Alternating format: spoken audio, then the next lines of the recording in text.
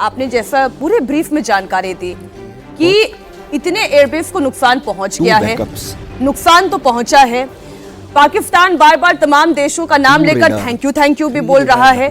तैयारी उसने भी कर रखी थी, तो फिर ये सीज फायर की नौबत आई कैसे? देखिए, ये बहुत बड़ा प्रश्न है और बड़ा माकूल प्रश्न है, और ये सब लड़ाई झगड़ों से ऊपर का प्रश्न है। मैं आपको बताऊं, हम सतत प्रयास, और मैं इसमें सबसे पहले मैं हमारे डिप्लोमेट यहाँ पे हैं और मैं सलामी देना चाहूंगा हमारी डिप्लोमेटिक वॉर फ्रंट को, जो लगातार पीछे के रास्ते से बहुत सारा काम कर रहे थे। ये लड़ाई 4 दिन आगे की चली है, लेकिन इसके पीछे जो काम हुआ है वो हमें कभी न कभी डिस्कस करना चाहिए, और वो बहुत बड़ी जीत है। मैं पहले भारत की सेना को सलाम करता हूं और उसके बाद अपने डिप्लोमेट वॉर रूम को सलाम करता हूं, जयशंकर जी के अंदर की। तो ये बहुत बड़ी जीत है। और ये क्यों है? देखिए, आप लेलोसी पे फायर कर सकते हैं, पीस, ये शांत युद्ध है, ये युद्ध नहीं है, ये संघर्ष था, मिलिट्री ऑपरेशन था। तो युद्ध जब होता है तो यूनाइटेड नेशन आर्टिकल जो 51 है उसके हिसाब से होता है, और उसमें कई सारे चीजें ट्रिगर टाइट नहीं रहती। उसमें फिर डिप्लोमेसी का कम रोल, हालांकि जरूरत है, पर सेनाओं का रोल बन जाता है। फिलहाल ऐसे वॉर में जब लिमिटेड वॉर हो तो ज्यादा सेना से ज्यादा ग्रीन रूम का काम होता है। और आपने देखा होगा चारों तरफ से ये 8 देशों को वो शुक्रिया क्यों अदा कर रहे हैं।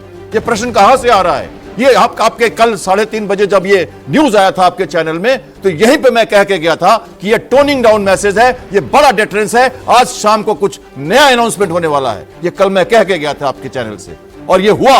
दूसरे चैनल में जाते जाते ये न्यूज आ गई।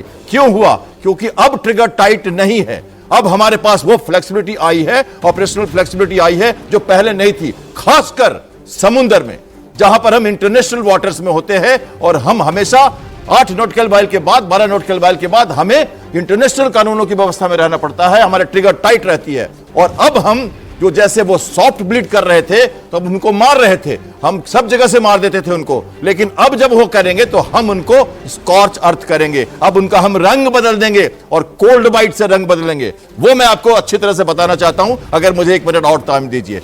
एक ऑपरेशन होगा जो होगा कोल्ड बाइट का, और उस समय वो बड़ी आराम से धीरे धीरे उनके नस टूटेगी। चाइना ने जो कहा है कि हम आपके साथ हैं, सॉवरेनिटी, इंटीग्रिटी एंड इंडिपेंडेंस, तो क्या पाकिस्तान को हम डिपेंडेंट बनाने जा रहे हैं किसी के ऊपर?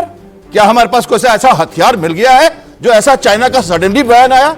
कल क्यों आया? क्योंकि वो उनका जो पोर्ट है, उनके जो हार्बर्स हैं, जहां वो सीपैक से आना चाहते हैं, उन सबको अब चौक किया जाएगा, और वो धीरे धीरे होगा।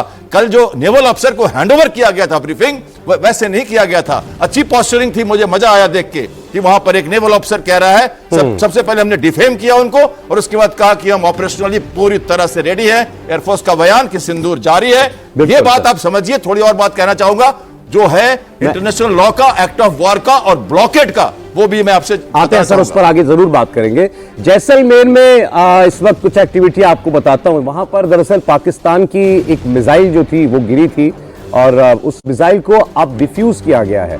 आर्मी के जवान वहां पर हैं और इस मिसाइल को डिफ्यूज किया जा रहा है। जैसलमेर के भांगू गांव में ये मिसाइल मिली। ये देखिए आप, उसको किस तरीके से डिस्ट्रॉय किया गया है। ग्रुप कैप्टन साहब, controlled explosion VK Datta sir बता सकते हैं। ये मिसाइल्स क्योंकि लैंड गिर गई कुछ, तब तो इन्होंने कुछ नुकसान किया नहीं, लेकिन एक्सप्लोजिव था इनमें।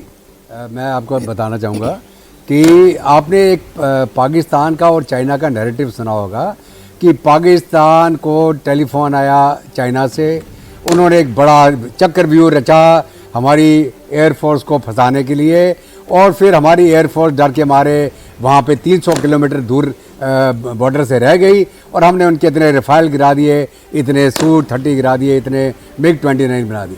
ये चाइना और पाकिस्तान जो अपने हथियार असला का एक डेमोन्स्ट्रेशन देना चाहते थे, जहाँ पे भारत ने दिखाया कि तुम्हारा हथियार असला कूड़ा है। उनका HQ-9 पर तबाह किया हमने चाइना का। चाइना की सारी जो फ्यूचर सेल ख़त्म हो गई, उनके GF-10, GF-17 वगैरह जो बेचना चाह रहे दुनिया को, हमने बताया बिल्कुल नकारा है। उन्होंने जो PL-15 मिसाइलें इस्तेमाल करी, वो कई वहाँ पे डट आके गिरी हैं, हमारे यहाँ रिकवर हुई हैं, जिनको अब अभी रिवर्स इंजीनियरिंग करके देखेंगे इसकी एक्चुअल क्षमता क्या है। तो चीन और पाकिस्तान दुनिया को ये बताना चाहते थे कि भारत की जो टेक्नोलॉजी है, एयर पावर है, रफाइल हैं, हमारे साथ मुकाबला नहीं कर सकते। क्यों? क्योंकि उनकी पूरी जो आर्मामेंट मार्केट है वो ख़त्म हो जाएगी।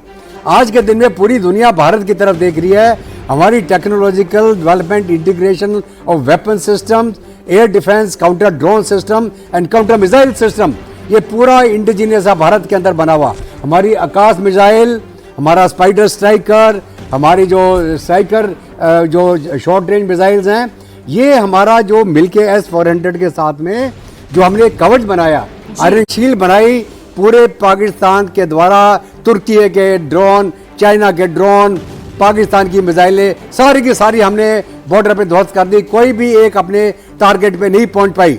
ये काम ना इजराइल पूरी तरह कर पाया था, ना रूस आज के दिन में पूरी तरह कर पाया है, ना यूक्रेन।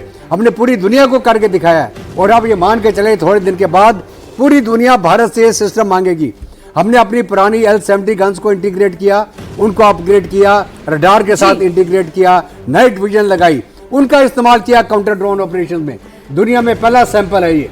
बिल्कुल आप ठीक कह रहे हैं सर। बोरा सब मैं इसको कुछ इतना कहना बताना चाहता था, आई एम नॉट, मैं कुछ डिस्क्लोज नहीं कर रहा हूं, लेकिन क्या होता है मैम कि जब आपका हथियार कॉन्फ्लिक्ट सिचुएशन में टेस्ट हो जाता है तो सारी दुनिया देखती है। हमारे दो आउटस्टैंडिंग ऑफिसर्स यहाँ एक मेरे साथ बैठे हैं। राफाल हम खरीदते हैं, पहले हम पता करते हैं कि उसकी क्षमता क्या है, कोई भी खरीदना। अब पूरी दुनिया ने ब्रह्मोस की क्षमता देखी है। मेरे पास एक मैसेज है, कुछ अफ्रीकी देशों में विशेष सलाहकार हूँ, एक रक्षा मंत्री का फोन आया था जब मैं आपके स्टूडियो में आ रहा था, where can I find out more about BrahMos. मुझे जो करना था मैंने उसको बता दिया, आगे उसकी अपनी मर्जी है। मतलब दिलचस्पी अफ्रीकन कंट्री वो ब्रह्मोस में, क्योंकि वियतनाम में खरीदा है, फिलीपींस ने लिया है, now they want to know ये क्या चीज है। बाकी आप वो अपनी टेक्निकल डिस्कशंस करेगा। India is going to become one of the leading suppliers of BrahMos and military technology in the world. Sir हर 3 में से 2 हथियार जो हम यूज करते हैं भारत में बनाए जाते हैं, ये तो आप मुझसे बेहतर जानते हैं, और 100 से ज्यादा देश भारत में बने हुए हथियार खरीद रहे हैं। We have arrived sir.